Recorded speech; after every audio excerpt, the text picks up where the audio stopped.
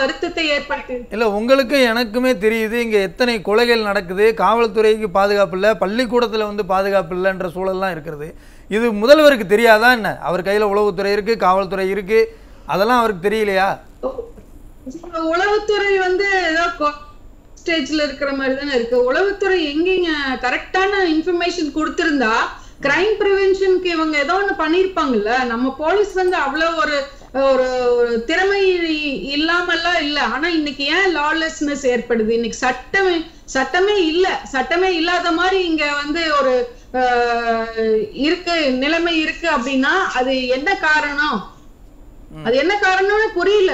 அரசு வந்து வெள்ளை அறிக்கை கொடுக்கணும், இத பத்தி அரசு வந்து வெட்கப்படணும். ஏன்னா இவ்வளவு ஒரு சம்பவங்கள் வந்து எப்போதுமே நடந்தது இல்ல. அம்மா இருக்கும் போதெல்லாம் நீங்க பாத்திருப்பீங்க எவ்வளவு ஒரு லா அண்ட் ஆர்டருக்கு வந்து இம்பார்ட்டன்ஸ் கொடுத்தாங்க, போலீஸ் டிபார்ட்மெண்ட்டுக்கு எவ்வளவு இம்பார்ட்டன்ஸ் கொடுத்தாங்க.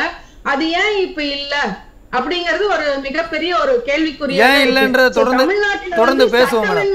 சட்டமின்மை நிலவுகிறது. இதற்கு நம்ம எல்லாருமே வந்து வெட்கப்பட்டு தலை குனிய வேண்டும். நன்றி.